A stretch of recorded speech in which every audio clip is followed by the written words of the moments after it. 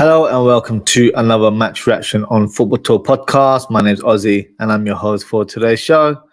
After the disappointing result against Arsenal last weekend, Liverpool are back with a win as we defeat Burnley 3-1 at Anfield. So let's review the key moments of the game and I'll also present the player ratings. This is a calling show, so if you'd like to come on and have your say, the link is in the description. It's also pinned in the live chat. So before we discuss the first half, let's talk about the lineups. So for Liverpool, no Joe Gomez or Alisson in the squad. I think it was due to illness. So that allows Kelleher and Trent to start the game. Endo makes his return and starts his first game since coming from international duty. And then we have Jota, Nunes, and Diaz leading the front line. And for Burnley, the crew comes in at left back. Ramsey starts in right midfield for Burnley. And as I predicted, Amdouni and Fofana lead the attack. So in terms of the first half, Liverpool definitely had a shocking first half. And it was Burnley who had the real first attack around the 9th minute as Amdouni is one-on-one against Kelleher, hits a shot, but that was blocked fantastically by the keeper. And the 12th minute, Liverpool on the counter-attack. Diaz drives with the ball, passes to Jota on the left. He squares it to Trent, who lashes the ball with a shot, just goes over the bar. 15th minute, Curtis Jones has a shot from the edge of the box after Robertson heads back from a Nunes cross. Jones lashed the ball and goes over the bar as well. 20th minute, Liverpool on the counter-attack, set up by Endo, who lays it off to Diaz, but his through ball to Nunes was a poor one. And then Burnley were able to recoup. 28th minute, Jota hits a lovely through ball to Nunes, but he couldn't get on the end of it. I think Nunes maybe should have done better there. I feel like the weight of the pass was a good one from Jota. But yeah, unfortunately, that killed the move. Around the hour mark, Van Dijk hits a beautiful diagonal pass to Trent. He then hits a cross, which gets blocked and eventually goes out for a corner. And thankfully, there was some sort of outcome from that set piece. Liverpool were able to break the deadlock.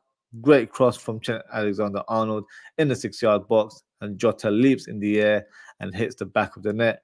Great finish from Diogo, but also a monumental moment for Trent Alexander-Arnold, who has the most assists from a defender in the Premier League history. So a player that's 24-25, already beating a record that a lot of fullbacks have been holding for a long time. He's done it, and he still hasn't hit his prime, in my opinion. So a fantastic achievement for Trent Alexander-Arnold there. 36th minute, great run of play from Liverpool. Jones hits a free ball to Robertson, who drives into the box, hits the first-time shot. A Burnley defender blocks it to take this thing away from the ball. Diaz goes close from scoring from a low Nunes cross. That was blocked by Trafford, who had a fantastic game, to be fair. 40th minute, Oliver cuts in and has a shot from distance with his right foot for Burnley. His shot goes wide. And then 43rd minute, nice pass from Endo to Diaz in the middle of the box. Diaz turns and shoots straight at the keeper. No real power in that execution there. And unfortunate for us, 44th minute, Robertson blocks Ramsey's first touch for a corner. It ended up being a great cross towards O'Shea, who hits a bullet header into the top corner. Unstoppable effort, in my opinion. Diaz then has an acrobatic effort moments later, just before halftime, but it goes wide. So yeah, overall, a disappointing performance from Liverpool, in my opinion. It probably sounds like Liverpool on the attack countless amount of times from my key moments there. But for me, it was a very flat performance. And Burnley were the more positive team, in my opinion, especially in the first half an hour. We certainly picked up after the first goal. But for me, still a lot to play in the second half. And I feel like that goal from Burnley could have gone sideways for us, where it might have deflated the squad. But thankfully, that was not the case. So in the second half, substitution from Liverpool. Elliott is on for Trent Alexander-Arnold, who seems to have picked up an injury. Hopefully, it's nothing too serious. Klopp did mention it in the post-match conference, but at this stage, we're still not aware of the extent of that injury. I also feel like he didn't look match fit today, similar to the Arsenal game last weekend. But despite that, he was still decent on the ball. So hopefully he's able to recuperate and get back to being match fit again and playing to his standard. But with that substitution, Curtis Jones shifts into a right back position, which he probably hasn't done much in his career, but fair play to him, he did a decent job today. So around the 40th minute, Jota has another header towards goal, quite similar to the one he actually scored in the first half, but this time was straight at the keeper. 51st minute, Elliott with a low cross towards Diaz, who heads the ball fantastically into the back of the net. So that's gave Liverpool 2-1 lead there. It wasn't an easy chance for Diaz. He had to really go down and guide the ball into the near post. So yeah, good execution from Diaz there. Around the hour mark, Jota has a chance with a wild shot with left foot. Goes wide off the mark there. And then 63rd minute, now a glorious chance for Burnley. Fofana goes through on goal, hits a shot towards the target, blocked by Kelleher. Odobert then follows up, lashes it wide. For me, in that moment there, poor mistake from Kwanzaa to allow the ball to bounce from Trafford's goal kick. And then literally a few minutes later, Burnley have another chance as Fofana is through on goal with acres of space, one-on-one with Kelleher. He misses the far post. Big opportunity for the Hornets there. I actually feel like that shot was going to hit the back of the net. So a lifeline for Liverpool there. 7th minute, Diaz on the counter-attack. Picks Jota with the ball. He tries to place it in the corner. Saved by the keeper. Now in that moment, I was a little bit frustrated with Diaz, and I felt like he picked the wrong pass. He should have threaded it to Núñez. He was on his right side and in a much better position. And I think Núñez would have definitely had a better angle of the goal and maybe even scored in the end. Following minute later, Robertson hits a cross from the corner into the second phase. Kwanzaa hits a beautiful left-footed volley towards goal. Just misses the post. That would have been one hell of a goal if that hit the back of the net. 74th minute, Van Dijk has a header from Robertson's free kick. Free header for me, straight at the keeper. Should have done better and scored, in my opinion. And then 76th minute, Elliott has a shot from outside the box, gets deflected for a corner, and then Liverpool break the deadlock once again. And Elliott, with his second assist, hits a lovely cross from the right side, and Núñez leaps in the air, flicks the ball into the bottom corner. Fantastic finish, and well deserved, in my opinion, as he's been a constant threat throughout the goal. That header was not an easy execution whatsoever. Probably makes it look easier than it was. Great finish from our striker there. 82nd minute, Gakpo is substituted for Diaz, who gets a huge round of applause, and rightly so. He was phenomenal for me in this game. Núñez is then shifted to the left wing, and Gakpo is playing in the middle. 89th minute, Núñez has a header from a corner kick. Just goes over the bar. Difficult one to head down with so many bodies around him. Núñez lays off the ball towards McAllister, who has a long shot. Unfortunately, just goes wide. 95th minute, Núñez has a chance himself. Great first touch, one-on-one, but the shot is blocked by Trafford. And then we made the last minute substitution where we brought on a few of our youngsters. So we brought on Clark, McConnell, and return of Tsimikas, which is a good sight for us. And Roberts and McAllister were the players that were brought off. But in the end, overall, a great result for Liverpool. But in terms of the performance, we were pretty poor throughout the game. The only positive I can take from the game is that it's a sign of a championship winning team to win ugly, and that's exactly what we did today. But hey, City won early in the day, but thankfully because we got this victory, we're now back at the top of the league. So look, onwards and upwards from here. Let's do the player ratings before we conclude the show. I'm just going to go through some of the comments here. Anford Uncle Ross says, big up, my bro. Big up yourself, Anford Uncle Ross. Thank you for tuning in. Dad says, big up as well. Big up, Dad. Thank you for your comment and thank you for tuning in as well. So what we'll do is we'll do the player rating. So let's start with Kelleher. For me, obviously coming in, I'd say in short notice where he wasn't expected to start. But I feel like he had a really good game. Made a lot of saves in the first half. Even the two saves that I've mentioned, that Burnley had those crucial moments there. I feel like he did really well in terms of making his presence felt, where he would drive in and kind of block any sort of room or space to allow the striker or the attacker to execute any shots.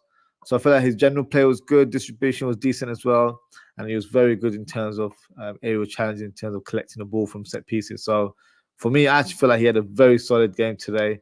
So with that said, I'm going to give him an 8 out of 10.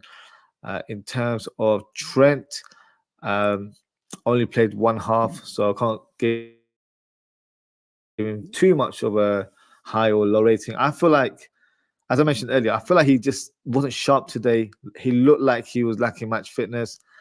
He wasn't charging down the wing at all. But what he was doing that was quite useful for us, it was his distribution on the ball, where he would control the ball and find passes here and there. But yeah, he's struggling. And I feel like that was quite evident in the first half. So in terms of his injury, hopefully he's not picked up anything too serious. We'll soon find out in the next few days. But yeah, right now, I feel like our injury list is growing and growing. It could hamper our challenge for the title. But yeah, we're kind of managing it right now, scraping through wins. But yeah, we need a lot of players to return back to the fold. So I actually thought he had a decent performance there. I don't think he was that bad. So for me today, I'm going to give him a 7.5 out of 10. Now on the other side, Robertson, first start, I would say 3-4 months. And I feel like it was a solid performance from Robertson. Defensively was really good. Helped out in terms of attacking wise as well. Charged down that left side plenty amount of times. Distribution was decent as well. Had a shot where he went through on goal. The Burnley defender pretty much blocked and took the sting out of the shot there. But no, a good solid performance, I would say, on his return. And yeah, good to see him back in action as well. So for me, he gets an 8 out of 10. In terms of our centre-back pairing, so Van Dijk, for me, had a solid game. Just one moment in the first half where I feel like it could have cost us with a goal. But in the second half, I feel like, to be fair, a lot of the players in the first half were pretty average. But in the second half, he certainly stepped it out. He was more solid on the ball, looked more assured and composed. So yeah, a solid performance from Van Dijk. I don't think he was spectacular in comparison to his previous games. So for today, I'm going to give him an 8 out of 10 as well. Kwanzaa for me was good. I feel like there was times where he looked a bit shaky. I mentioned that moment where he let the ball bounce and almost conceded a goal for us. Even the second opportunity that they had around the hour mark, that was down to his positioning as well. But at the same time, there were moments where he covered Van Dijk and did a good defensive job. So yeah, I won't be too harsh in terms of his performance because he's a young defender. But I would say for today, for me, he gets a 7 out of 10. Let me know what you guys think in the comments. Just going to go through some of the comments here. So Daz has gone for a 7.5 for Kelleher, which to be fair is fair enough. And then Jay Kismet says, bless up, bro. Bless up yourself as well. Hopefully you're doing well. Thank you for tuning in as well. So yeah, on to the next players now. So we'll start with Endo. So long awaited return for Endo. I think that was one we were really hoping to see. I think which is strange because a lot of fans didn't have high expectations of Endo in our team. But yeah, I feel like it's good to see him back. I feel like he added balance to that midfield. Some would argue the goal that was conceded was down to his error. Don't want to be too harsh, but I don't think it was just down to his error as such. But in general, he provided energy in the midfield. This game was tailor-made for him in terms of the opposition who play good football, but they're very physical in the middle of the park. And I feel like he handled himself really well. Counter press as well when required, so played with intensity. So yeah, I feel like that was a good return for him and good to have him back in the squad where we've got another midfield option going forward. So in terms of his rating, I'm going to give him an 8 out of 10. McAllister for me had a good game, but I feel like he was quieter than normal. But I think it might be due to the fact that in the first half he was playing as a right-sided 8, and in the second half ended up playing on the left side. So a bit of making shift. funny enough, I actually feel like he's more effective as a number 6. Maybe because he gets the ball a lot more. Whereas if you're a number 8, you're expected to be more of a ball carrier, use your energy a bit more.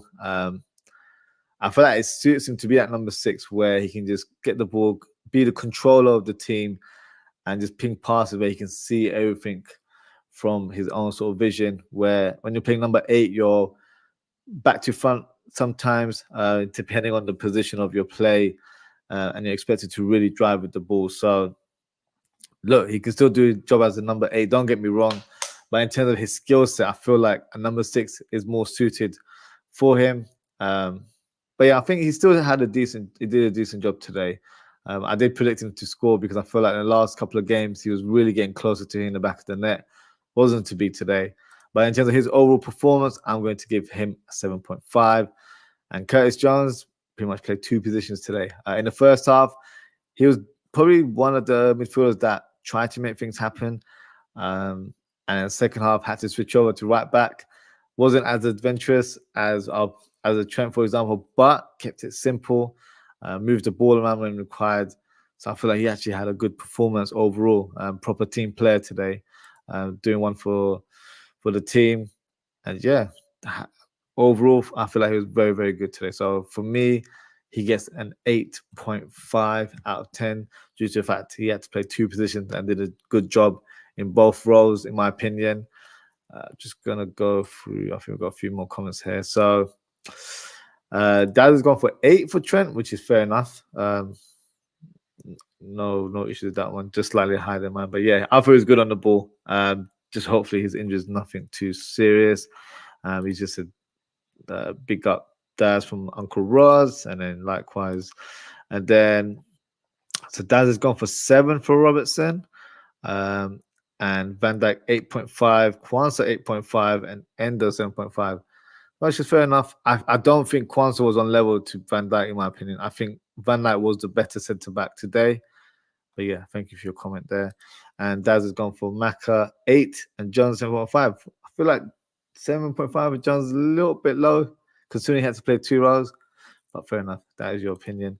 Let's move on to our attackers. So, despite all 3 of these attackers scoring today, I don't feel like they were as potent they were in terms of, not in front of goal, but their general attacking play. But I feel like passing, I'll probably highlight more in terms of Jota. I feel like his passing let him down today.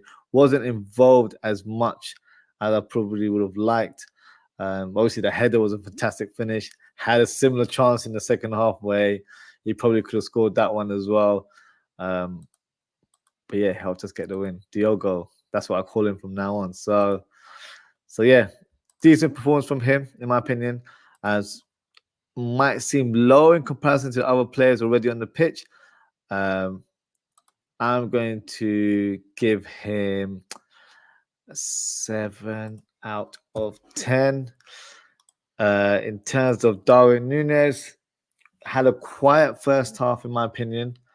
But to be fair, no one really stood out anyway. But I think the only positive that I can take from Núñez is that he was a constant threat throughout the game, which he is in most games, to be fair. But he never gave up. In terms of critiquing his performances, passing wasn't as so crisp as it has been in previous weeks. Held onto the ball a bit too long at times. But in terms of the goal he scored, what a finish it was with that header. Not an easy header to score. But yeah, he kept on going, never gives up, which is what you want from your striker. So in terms of his performance today, I'm going to give him a 7.5 out of 10. And Diaz, for me, in terms of the 3 attackers, there was probably more of the player that for me that stood out more in terms of the first half. I feel like he was the only attacking threat we had. Really tried to make things happen on the wing. And in the second half, he was taking up more of an infield position, which was quite an interesting tactic. And he looked quite good on the ball, playing that more of a central area. Not quite as a striker, but he was more inside on that left side. So no, the goal as well, not an easy execution where he had to really go to the ground and guide it in. Not an easy finish at all. So yeah, I feel like he was good today, and got a huge round of applause from the crowd, which is an evidence in terms of how they rated his performance today. So for me, I'm going to give him an 8 out of 10. So that is my first team ranking here. What I'll do now, drop a comment, let me know what you guys think as well. Have I been harsh or have I been fair? Let me know what you guys think as well. And what I'll do, I will also add some of my substitute performances as well. So just got a couple here comments here. Where did Nunes start? So Nunes started in the middle in the first half, and then when we made the substitutions, when Diaz came off, he pretty much stayed on that left wing and attacked from there. And he was quite actually handy on that side. Really made it a life as hell for that right hand side of Burnley. Was really charging that left hand side. Maybe we should have started him there, to be fair, but I feel like Diaz was very good today, very positive. So yeah, it's good to have this variation in the sort of play from both players. You've also gone for 7 for Jota and Darwin Nunes an 8 as well. So I've gone for 7.5. But yeah, that is a fair result, or fair rating, I should say. So let's bring on some of the subs. So I'll put the players in their correct position. So Elliott came off for Trent. And then we have Gakpo coming on for Diaz. Clark coming on for McAllister. Let me type in Bobby Clark. There we go. And then McConnell, from what I remember, he wasn't in this website, but let me see if it's been updated. For Endo, McConnell. Oh, sorry. McConnell. Yeah, unfortunately, this is the only McConnell I have, so I know it's not our player, but for presentation purposes, I'm just going to add him in. And it was who was Endo getting taken off for him, and then it was Tsimikas on for Robertson, which was a good sight, to be fair. Let me put this. So let's shift these guys. So it was Jones in that area, and then Bobby Clark came on the left side, and Elliott was playing on this side. So, and it was Nunes on the left, and then Gakpo through the middle. So let's start with Elliott. Game changer in terms of his performance for me. He was fantastic when he came on. One of the reasons why I actually wanted him to start against Arsenal, because I feel like he's more suited to playing that right-sided number 8 role in comparison to other players in the squad. But today he was fantastic. 2 assists to his name. Maybe probably should have got a third one as well. Yeah, his passing, his movement was fantastic today. One of his very strong performances, in my opinion, of this season. So yeah, I thought he was outstanding today. Really, really good. So for me, I'm going to give him a 9 out of 10. I thought it was that good today. Gakpo, I'll be brutally honest, guys. I know he came on around the 82nd minute. I don't remember much of him, to be fair. Maybe it was tired eyes and I didn't really focus as much, but I don't feel like he had much impact on the game. So unfortunately, I can't give him a very high rating. So it's going to be a 5 out of 10. And the other players as well, so the likes of Bobby Clark, McConnell, and Tsimikas, they came on around the 95th minute.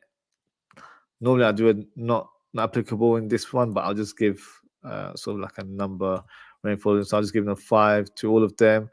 In terms of Tsimikas, good to see him back. Another option for us in that left back position. Now we can kind of utilize Gomez when he returns from his illness. I think he's got a flu, so he should be back very, very soon. So you've got 2 natural left backs in Tsimikas and Robertson, which is great for us. And then we've got Joe Gomez for the right-hand side. And obviously Bradley should be back. I think Klopp mentioned in the press conference yesterday that he will be back in training next week. Whether he starts for the team, it's all down to the player. And I don't think he should be rushed, to be honest with you. So, yeah, let's give him some time to grieve and let's, let him kind of get his mind right, and then we can start playing him in the team again. But in terms of defensively, the options are returning, which is good. And then, hopefully we get some news on Szoboszlai's injured. Still unsure in terms of how long his layoff is. Mo Salah should be up and ready, I think, possibly on the bench against Brentford, or could even start. He has started full training now. Unfortunate news with regards to Thiago. Made a small cameo and then got injured again. Yeah, just not having the best of lucks, to be honest with you. But hey, hopefully we can kind of get this going again in terms of our players. But yeah, I think some fans feel like the injuries are going to play a part in terms of our sort of season or our title hunt. I'm not quite in that boat yet. I feel like we still have enough quality in our team. We have players returning as well. Once Salah's back in the fold, you'll see exactly how we do that. So no, for me, that is not the kind of notion that I have with regards to the team. I think we're in great position to keep going. We're top of the league right now. We won our game. City still have a game in hand. We play City in a few weeks' time, so still a lot of games to play for. And yeah, I'm still upbeat. I'm still confident. It's going to go through the wire, in my opinion.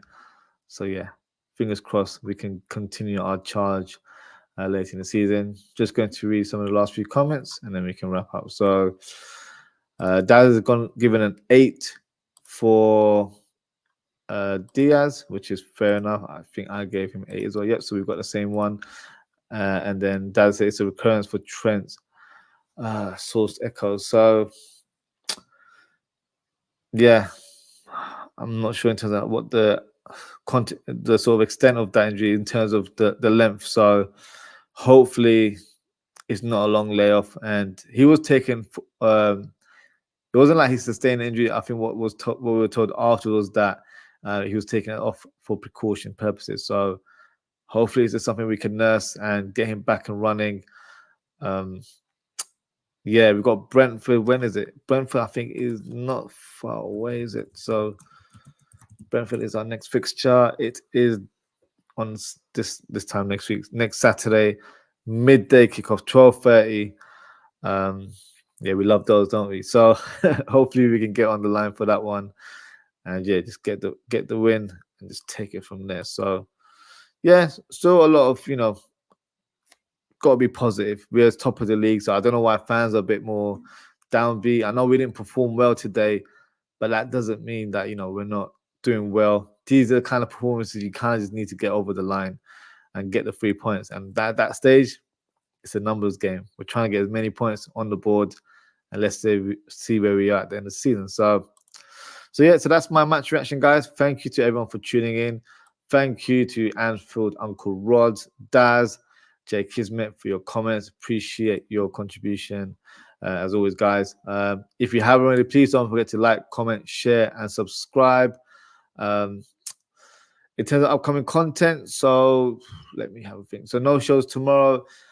Monday, I might be doing a show for you guys. So this will be in regards to Xabi Alonso. In terms of how I see our team being set up tactically if he became Liverpool manager. So that'll be 10 p.m. on Monday. And then I'll be doing a Match Week 24 review of all the Premier League games that are taking place right now in the weekend. And yeah, so that's the next 2 shows coming up. Just got a couple of comments here before I log off. So Anthony Uncle says, do you know who is the City game in hand? Let's have a look. I'm not 100% sure. Let's have a look. Let's have a look through their fixtures. So Chelsea. I can't tell, to be fair, because it doesn't say the match week. I'm not entirely sure, to be honest with you, but they have some tough games coming up, to be fair. So they've got Chelsea on the 17th, so that's their next game. I don't know, Chelsea on paper, you're thinking they'll probably blitz them, but hey, Chelsea can turn up at times, Then they have Brentford, Bournemouth, and then they've got the Manchester Derby, 3rd of March, and then they play us on the 10th. So, and then after us, they play Brighton, and then they've got Arsenal on the 31st of March. So they've got a lot of tough fixtures in the month of March. But yeah, in terms of the game, I'm not entirely sure which one it will be. I'll have to check the fixture list at another time. But yeah, that's their run of games right now. So hopefully they can drop some points on the way there. And then Dad says Dom back Saturday, Mo back Saturday. So in terms of Dominus Szoboszlai, that's some big news there. In terms of Mo, I'm not too sure. I think that was what we were sort of like told in terms of Mo Salah, that he should be back very soon. Dominus Szoboszlai is kind of up in the air. We were getting all sorts of sort of news or noise, I should say, from his home country, but at that stage we weren't really too aware in terms of what was going on. So yeah, it is what it is with that one. And then Anthony said, "Big up, boss, stay there." Thank you. And for Uncle Rods, I was about to log off, but I can see we have a caller backstage, so let me bring him on. And it is Frank. Frank, how you doing? I think it's the first time on the channel. How you doing, sir? I'm okay. How are you? Yeah, not too bad. What would you like to talk about? What do you think of the game today?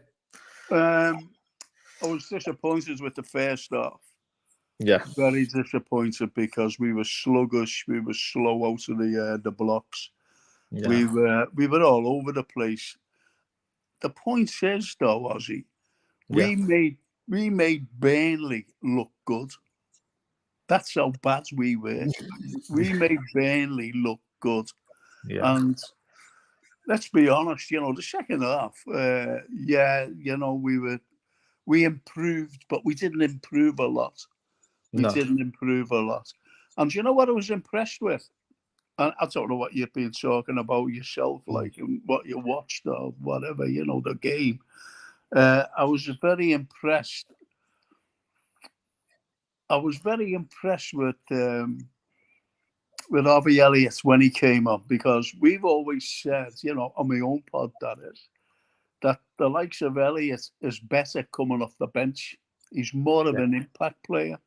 Yeah. But I was impressed today with the display, and I'm even talking about the first half as well. We were bad, but Curtis Jones played. Yeah. He really did. He was trying to calm everybody down in the first half. Second half, he was superb, and he was my man of the match, by the way. Yeah. No, that's a fair assessment. In terms of, I thought I had Harvey Elliott as my man of the match, but I kind of think that he just sneaked it over due to the fact that he had a couple of assists. But I agree with you in terms of the Harvey Elliott sort of analysis there, because he's so much better when he comes off the bench. I feel like he really gives an impact on the team. I think his energy, sometimes when we're playing these sort of teams, we lack intensity and urgency in the midfield. And I feel like he brings that when he comes on. And it's just a different kind of spark that we have in the middle of the part. And today, for what we needed, he brought it on. And I think he was the game changer. He was the difference. You mentioned that we marginally looked better in the second half. First half, we were pretty awful. Let's just keep it PG there. We were very, very flat.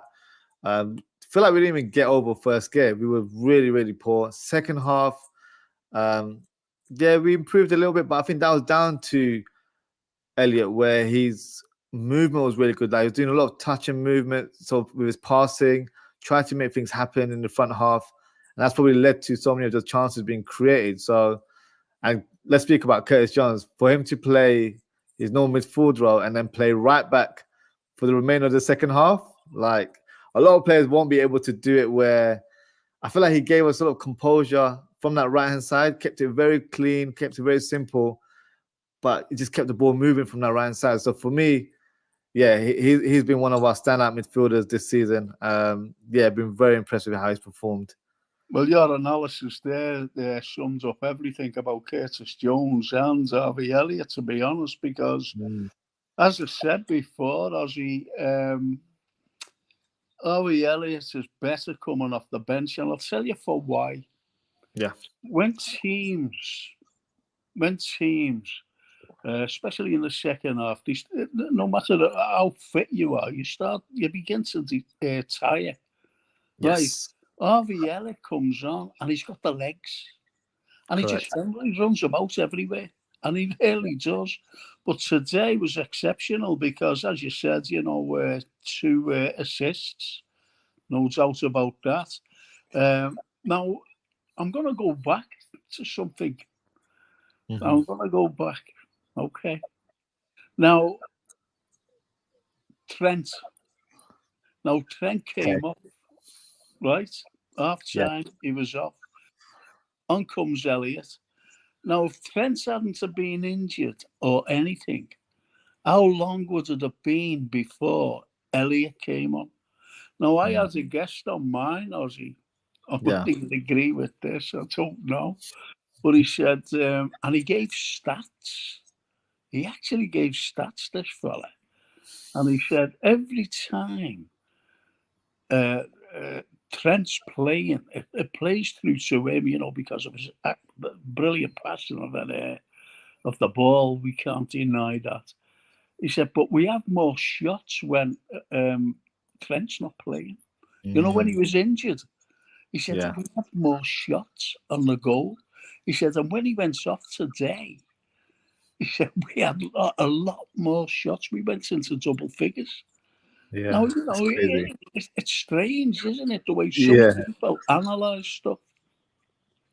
What's your take on that? That's What's an your take interesting. on Harvey Elliott coming on in place of Trent? Yeah, that's strange in terms of like having a high number of sort of shots on goal. Yeah, in terms of Trent, I think it's an injury, so hopefully, I'm just praying that it's nothing too serious in terms of long term because we need every player right now. We've got so many injuries in our in our squad right now. The more players we have, the better. It's an interesting one because I feel like with Trent in this inverted role, a lot of players have to sort of be a makeshift in terms of how they naturally play the game. So, for example, Konate has to do 2 roles where he has to be centre back, but end up being right back as well and cover his ground when he goes forward or when he goes inverted. And then whoever's playing that right side, number 8, so normally it's Szoboszlai. It's been Elliot at times this season as well. Gravenberch's done it a couple of times and it has kind of been caught out in terms of that is not his role. He's not used to playing that right hand side. And they have to do more of that defensive job when they're playing that right side. Now, when Trent was injured, we had Conor Bradley that came into the team. So he was playing like a traditional right back, where he's on the byline, up and down. So that gave that right-sided number 8 the freedom to kind of do what they need to do, whether it's from a defensive point of view or an attacking point of view. And in terms of stats, that probably makes sense where everyone ends up playing their more natural game, where we're not having to kind of cover for Trent as well. And I'm not saying Trent's a liability or anything like that. Tactically, when you've brought a right back to be an inverted fullback, it kind of has to, people have to cover his ground for that position to happen as well. So that's why a lot of fans, and it's been a big topic for the last couple of weeks. Should we continue Trent at right back or should we move him into midfield? Do you know what? That's one of the greatest debates, isn't it, really, with every single fan. I don't know whether you got onto this. I don't know. I'd like to see Trent move into midfield. I'm being honest. That's me being straightforward. Because you mentioned a young lad there, Conor Bradley. Conor Bradley is a typical right back. He can tackle. He can take the ball away. He can run up the wing with it. And don't forget, he's only had 5 games. And in every game, Ozzie, he's been brilliant. He has. Absolutely brilliant, that lad. So, there's definitely, when he gets back, from his dad, rest in peace, there's an opening there. And I think he has to play. That's in my opinion. Now, getting back today, sorry about that, to go on and on and on. No, go for it. Did you notice, and when Trent went off, Klopp, I think he's gone like that to our 3 front players, Nunes, Luco and Jota, they seem to be covering everywhere. Back in defence. If you look at the highlights again, you actually see Luco running over to the left, the left back position to cover, and then he comes back over to the right and he goes in the middle, and so was Jota doing it, and so was Nunes, and without Nunes today, Captain Chaos, and I don't know why against Arsenal he left him out at the beginning, because defenders look at him because they don't know what he, like us, we haven't a clue what he's up to, what he's going to do. So you can imagine the opposing defenders. And he was superb today. He actually, in the second half especially, but he was superb. He was going at them. He gives 110% to the shirt, and that's it. What did you what you think of that? The way they defend? I think Klopp said, "Listen, you'll have to defend here," because as you said, and as I said, when Curtis Jones went right back, he was well and truly covered. I thought it was great. Yeah, he definitely had the balance on that right hand side. In terms of Darwin Núñez, I have to agree. There's a lot of strikers in this day and age where if they miss a chance, their head goes down. They don't have the mentality to keep going. But with this fella, he keeps going. Whether he scores or not, he keeps going. He does it for the team. And that's what we want as Liverpool fans. We've had so many strikers in the past where they might not be as prolific in front of goal, but when they give it their all on the pitch, that's what we applaud, because that's what you want from your players. You want them to give it their all, play for the shirt.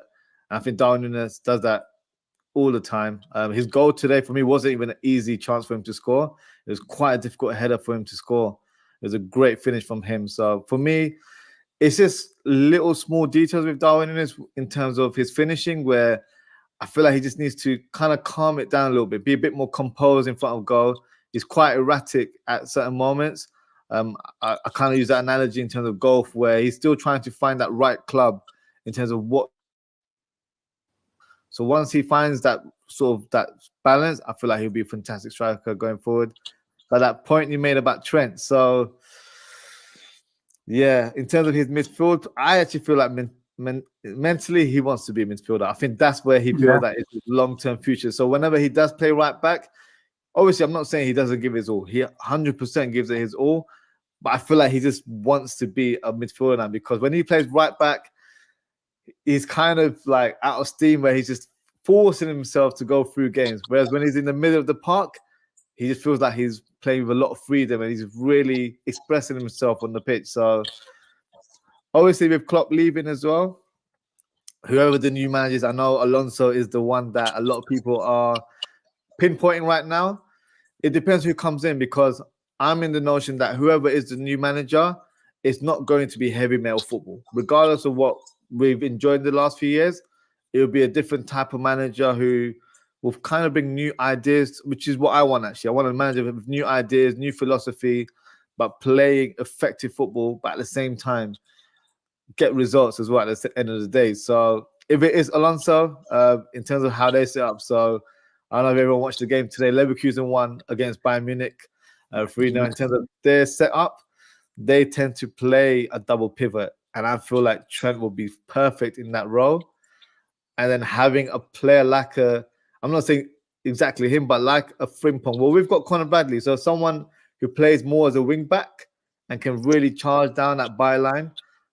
I think that's kind of setup would suit us. I'm actually doing a show about this on Monday, so Frank, make sure to tune in, because I'm going to speak tactically in terms of how I feel like every player will set up. But yeah, it will be an interesting take.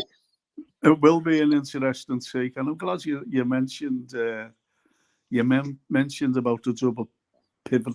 Because what you've got with the likes of Alonso suits Liverpool, no matter what.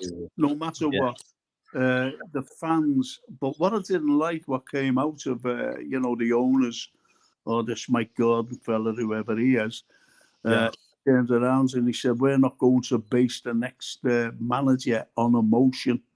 So what he's saying there, he knows that the fans, the majority of the fan base wants Alonso.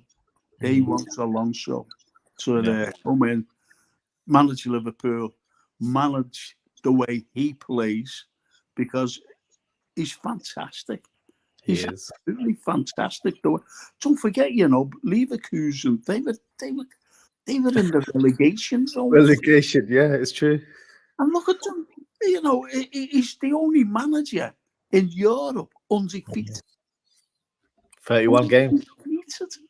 It's incredible. And he's passed the German Bundesliga record by, going this far, being undefeated in their league. Yeah. I think he's absolutely amazing, and I'd love him here. I really would, because who else would you get? I don't want Zerbi. I really don't want him. I don't want Ange. No. So, do you know, I've got a great friend, Marios Manzos. He's a Greek lad. And he's written a book called Jürgen Klopp, the special one. And his little title is How Jürgen Klopp Was a Perfect Fit for Liverpool. And I think Alonso is. He'll be a perfect fit. I think it'll be absolutely brilliant. And you know what, though, Ozzie? The fans here, especially where I am in Liverpool, they will give them time rather than bringing someone, say like they brought someone in, say like that Ange fella, they brought him in, or that's Zerbi. And it wasn't going as planned, Liverpool. And they could turn on him. Whereas with the likes of Xabi Alonso, because he's well loved, as you know, here, they give him time. And that's what we want. We want somebody to come in. The fans, like myself, the likes of your good self, I suppose, will give them time, if you know what I mean. Definitely agree with that. What you made the point about Mike Gordon saying that the decision of the next manager appointment won't be based on emotion. I feel like he's missed a bit of a connection there, because let's be brutally honest, we are an emotional club in terms of our fan base and how we are in terms of the crowd and everything. We do live off by emotion. That's why Klopp was so suited to Liverpool Football Club in terms of his philosophy and the way he was as a person, in terms of how he carried himself out, which is probably why he's been linked to, the greats like Shankly and Paisley, because like in terms of how he speaks, probably like a politician, where he galvanizes everyone, and it's not even just like the fan base; it's the team as well, and you can see that that rubs off of anyone around him at the club. So I feel like they've missed a key ingredient there. Where with Alonso, I think he ticks all the boxes. I don't know only one, if I have to really pinpoint, and I don't think it's a good enough excuse, is experience. But I feel like when you've been such an elite player for the likes of Liverpool, Bayern Munich, and Real Madrid, and you've been managed under the great managers like Benitez, Ancelotti, Mourinho, Pep Guardiola, he's been under their tutelage, so he's got everything in his kind of. And his dad used to be a coach as well back in the day, and he's played with Barcelona as well. So it's in his pedigree. I feel like it's in his veins to really have an imprint in terms of a managerial career, because the way he plays football, it's not heavy metal football by far, but it's very high possession based, where a lot of short passes, but they counter press very heavy. And I feel like we're a very counter pressing team, but the way the setup, I feel like it would be a different type of football that we haven't seen at the club for a long time. And yeah, like you mentioned about Alonso as a player or as a figure at Liverpool, he's very high regarded. Like me personally, I was very annoyed at the fact that we sold him, because we were on a 12-month hunt for Gareth Bale, and that never happened. And it wasn't the player that I wanted at the team anyway, if I'm being brutally honest. So that kind of led for him to leave the club. I don't think he ever really wanted to leave the club, but he realized that he wasn't valued, so that's why he left. But regardless of that, he's always spoken very highly about the club. I watched a clip a few days ago where he mentioned that his son, because his son was born in Liverpool, is itching to get back to Liverpool. Like, Dad, when are we going back to Liverpool? Because that's where he was born and bred. So for him, it's like a return. And he's always regarded Liverpool as his home. Like, he's played for Bayern, he's played for Real Madrid, but he doesn't have that connection with those clubs. Liverpool is the club that he has that strong connection with. So he ticks all the boxes in my book, in my eyes. Well, to be honest, when he was playing for Bayern and when he was playing for Real, when he had time off, he used to come over. He used to Liverpool, just come to Anfield and watch the games. Yeah. And someone asked him, a friend of mine actually, bumped into him and said, "What are you doing here?" He said, "I'm a Liverpool fan. I support Liverpool." Yeah. So, and he loves the city. He loves the city. He loves the people. He loves the club, as you know. And, as I said, what a perfect fit. And, the fans like myself and your good self and everybody else who I know will give him time. 100%. Give him time. If it doesn't work out right away, they give him time. And this is what we want. And we want somebody who knows the city, the fans, the club, and has got an affiliation with everything about Liverpool Football Club. Correct. No, I totally agree with you. I think with a manager like Klopp leaving Liverpool as well, it's a big void to fill. And when you've had such a powerful figure like that in your club, you're thinking, who can you bring? And I feel like Alonso, I'm not saying he's going to just be the success, but I feel like he's the right type of manager to come into the club as well. Everything surrounding him as a former player and what he brings to the table. Even as a coach, like his methodology is quite different to what we're seeing in world football anyway. So he's like a new wave of a coach where he's got a different type of way of playing football. Even his setup is not very common in terms of it's a 3-4-2-1 formation. A lot of teams don't play it because in this day and age, you're used to playing more out and out wingers. He wants to play higher position football. So for me, I feel like there's only one candidate for that role. And I feel like you mentioned as well in terms of giving him time. As a Liverpool fan base, we always give our managers time. I don't think we've ever, well, minus Roy Hodgson, we've never really said that we want to get rid of a manager. If you look at the last few managers we've had, Benitez was at the club for about 5-6 years. So was Houllier. Brendan Rodgers was here for a few years as well. So we always gave them time to bring their philosophy and bring an imprint to the team. So he'll definitely get the time. He's got credit in the bank for that, in my opinion. And yeah, I feel like he'll just be a perfect fit. And I'm really hope if we don't get him as the manager, I think we've missed a trick in terms of appointing a future quality manager, in my opinion. If you get someone else, I can't lie, there's no other name that will give me that satisfaction. I feel like Alonso is the guy. And that's set in stone in my mind. I'm sure it is for you as well, Frank. So let's see how it goes into the who we appoint. We just have to see. This has been great talking to you. Our pleasure. Pleasure speaking to you, though, Frank. Oh, no, thank you so much. Thank you. No problem at all. Hopefully we'll speak again soon. Yeah, take care. Yeah, hopefully. You can come on my show if you ever want to. Yeah, drop me a message, definitely. I'll try and definitely come on as well. So yeah, thank you for coming on, Frank. And I'm sure we'll speak again very soon. Okay. Ciao. Take care. Bye-bye. Bye-bye. That was Frank there. First time on the channel. Yeah, really nice speaking to him. And yeah, made some very good points in terms of how the team set up, in terms of the future as well, in terms of Alonso as a possible manager as well. So that's what I'm doing a show on Monday. I feel like it's a big topic right now, and it's something that I want to dwell in. So yeah, I'll definitely be doing a show on Monday for that. Just going to go through some of the comments. We've got Jay Kismet who says Trent needs to rest, come back and sort his head out. I think it's more just fitness, to be honest with you, in terms of how he's playing right now. He just doesn't look fit. The Arsenal game for me was quite evident that he's just not match ready right now. not saying we've rushed him.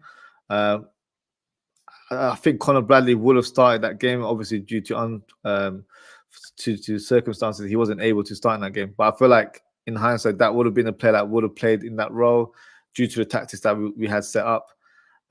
He's just not ready. In terms of his head getting sorted out, I feel like he's just not match ready yet. So once he's back and running, full fitness, I think we'll see the trend that we all know. So yeah, fingers crossed he can make a return soon. Fingers crossed it's not a huge injury, because you don't know if these recurring injuries, it could be a longer layoff than previously. So yeah, we'll see how that goes.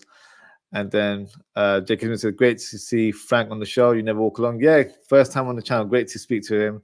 Yeah, really nice to have him on the show as well. And Jacob says, agree. Everyone had to put a shift in the second half. Yeah, we all had to work hard, to be fair. But yeah, as Frank mentioned as well, Jones and Elliott really stood out for me. Really good to see as well. They are the two players that I feel like don't get their flowers as much as they should do, in my opinion. I feel like if they have a bad game, it's like they have to take 2 steps back in terms of being appreciated. Jones, for me, has been one of our best midfielders this season. And Elliott, for me, as an impact sub. Like, I know a lot of people or players don't like to be called an impact sub. They feel like it might be degrading, but I feel like when you have such a big squad and you're going for titles the way we are right now, we're still in 4 competitions right now.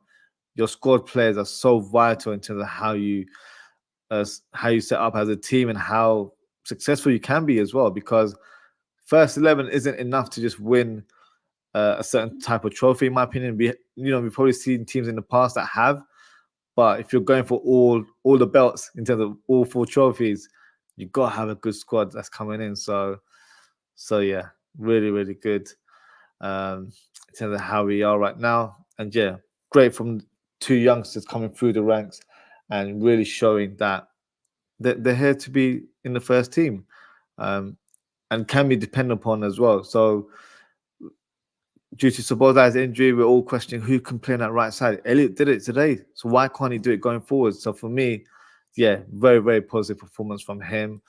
And I just got a comment here from Daz. Have you had Enz calling in Ozzie? Me and Enz have done quite a few shows, so I've come on his channel quite a few times. I did a match preview with him once as well. So yeah, I'll probably have Enz on the channel very, very soon. Someone with great football knowledge. We have sort of like a similar kind of way of thinking in terms of football as well. So yeah, definitely someone that I very rate in the YouTube world there. So let's bring one more caller. So we've got Jay Kismet, who's on the show. Jay Kismet, how you doing, bro? I'm all fine, bro. I hope you're well. Yeah, all good, man. What did you make of the game today? I was first half not so good, but second half much better. I just think with these type of games, just getting the 3 points was the main thing. Correct. You know. Correct. No, it's one of those ones where I know some fans dwell on the performance too much. For me, just get the points, because this is the games where you don't look back on it. You look back on it where if you lose or draw. If you get the win, it doesn't matter. We have got so many games coming up, onwards and upwards, I would say. So yeah, we've got Brentford coming up next Saturday, midday as well. Who stood up for you today in terms of performances? I know there weren't too many, but who really impressed you today? I would say Harvey Elliott. I think that little break he had where he didn't even get sub games. Yeah. I think sometimes resting players is a good thing. I think today just showed that he got 2 assists, you know, so I think impact sub. But I think first half I was just worried that no one actually shined actually. So yeah, but I'm just happy that Elliott came on, did something, and front 3 all got a goal. So all in all, it was okay. It was okay. Yeah, no, I think, yeah, like I said, 3 points was the main thing for me today. It's good to see Harvey Elliott putting in that kind of performance, because I feel like right now I'm not sure what the layoff is for Szoboszlai. Daz actually mentioned earlier saying that he could be back on Saturday. Even if he is back on Saturday, it's a good option to have where we can have Szoboszlai can play left or right in the number 8 role. So it's good to have Elliott from an impact sub, or even if he starts the game. And I feel like he can definitely have an imprint on the team. I do prefer him off the bench, if I'm being honest, because I feel like there's certain games, especially against these sort of like low block type teams where you need a bit of urgency or a bit of legs from a midfielder. Because when you bring on the likes of Gravenberch, as good of a player he is, in my opinion, I don't feel like he brings that urgency right away. Whereas Elliott's a bit more nippy around the ball. He goes around and keeps it busy in terms of on and off the ball. So yeah, for me, good performance from him. 2 assists as well. So yeah, really, really good from him. Did you catch the Leverkusen game today by any chance? Yeah, I think I didn't watch it, but I know the score. Yeah. I feel that I just don't want Alonso to feel that if he wins the league with them, he has to stay and do the Champions League with them. I hope not. Yeah. I hope not. But I think the owners have said that I think they have this sort of like unwritten agreement where if a big club comes calling, then they'll kind of let him go, sort of thing. So I feel like for him to even win the league title with them is a huge achievement. I think it's the first time in their club history if they do win the league this season. So I think he knows that with Liverpool right now, this is the best chance for him to join the club, because as I touched with Frank there, in terms of him as a player, but even in terms of his love for the club and the city as well, it's been evident over the years. So I feel like he's just tailor-made for this Liverpool manager role. And if we were to get someone else, there's nothing to say that we'll have a new manager in the next few years, because Klopp's been there for 8-9 years. So we don't chop and change our managers a lot. We're not Chelsea. We're not United. We don't like change up coaches that much. So yeah, for me, he's still the number 1 target. I'm hoping he does become the manager, but at this stage, it's still quite early. It's speculation, I guess, right now. Yeah, but I think a lot of fans are already sort of locked him in. He's the man. They're already making signings for the guy as well. So I wouldn't be 100% sure it's Alonso, but he's looking that way. Hopefully, he comes that way. Yeah, it'll be interesting. I know a lot of fans are thinking that as well. I'm doing a show on Monday where I delve into it in terms of the tactics that he sets up. I might even suggest a few players that he could sign as well. But hopefully it's not like a whole Jude Bellingham situation where we're thinking he's coming and then we get custard on our face and it's like, yeah, he's not actually turning up. But that's what happens when the press are really pushing it, when the media are saying it's going to happen. I think a lot of times it happens to us. So that's why I'm just going to wait until the club. I don't want it to happen before the season end. I want the season to end, then make a statement. It's not really fair on the Leverkusen fans, I think. No. I think that's how it will be done, and rightly so. It's not fair for either party. It's not fair for Leverkusen, who are going on to hopefully produce a groundbreaking season where they win the league for the first time. So that's an historical moment for the fans and for the staff involved at the club. And us for as well, around that period of time, who knows where we are? We might be top of the table still. We've probably got, finals coming up here and there. So we're going for the quad, right? So we're winning all competitions. So who knows where we are? So it wouldn't be the right time to make an announcement of the next manager during that period as well. Like you said, end of the season is where you can kind of do it. But my gut feeling saying it is Alonso. I have that inkling that contact has already been made with him and his agent or whoever is his sort of like management team there. And I feel like it's in the pipeline. So whatever happens, we have to wait until officially it's announced. But it's not like a far-fetched suggestion. If it was like someone else where they have no sort of attachment to the club, then you can kind of be like, look, calm down. There's no real affiliation. Bellingham was kind of like, you saw him at a concert with Trent Alexander-Arnold. You're thinking he's gonna come. That's just like 2 guys just going out together, isn't it? So it's not that sort of boat. But I feel like with Alonso, he's pretty much shooting for that. But yeah, until it's official, we can't be, too over ourselves in terms of saying yes, he will be that manager. But I'm excited from what I've seen. Even the game today against Bayern Munich, just the way they're set up is very high possession football, which is what I like to see. But counter pressing as well. Even the last goal, even check the highlights later on today. The Frimpong goal was just pure counter attack. great finish from Ping Pong from like near the halfway line as well. So yeah, onwards and upwards for Liverpool, I guess. Hopefully. In terms of the next fixture, how are you feeling about that? It's Brentford 1 week away, midday kickoff as well. Yeah, they went today away at Wolves. They went, so I think Brentford are a team, they're good or they're bad. They're not really consistent. So, but I don't really like the early kickoffs. No. I don't like the early We've kickoffs. been all right this season, to be fair. We've won most of them, I think, from what I know. I don't think we've lost one, which last year we couldn't grab a win to save our lives last year. But this year, we've kind of flipped the script and won the midday kickoffs. But yeah, it's one of the only positive that I can say is that we've got no midweek games. So we get full week of training, try and recoup. Because normally these midday kickoffs, it's after a Europa League tie or whatnot, so it can be quite tiring for the boys. But hopefully, with a few days rest, we're in a good position to get a win there. So, yeah, let's okay. Wolves are sort of on form. They beat Chelsea 4-2. I thought Wolves had actually beat Brentford, but Brentford 2-0, not bad. Not bad at all. No, they've definitely been. I think Gary O'Neill's did a fantastic job for Wolves. They've definitely been one of the informed teams this year. Surprised a lot. I know a lot of fans had them in the relegation zone. What was my prediction? I think I predicted him at 15th, 16th. So not quite relegation, but yeah, more or less out of it. But he's doing a fantastic job, and yeah, they've been playing some good football. So I like Frank. I've said I had three names when Klopp decided he wanted to leave. Yeah, so I had Frank in there. I had the guy from Tottenham, and I had Alonso. So big end, yeah. Frank, I like him. Good guy. Good guy. He knows how to talk as well. You know, he's got a personality. Yeah. He's not like a robot manager, you know. No, even tactically as well.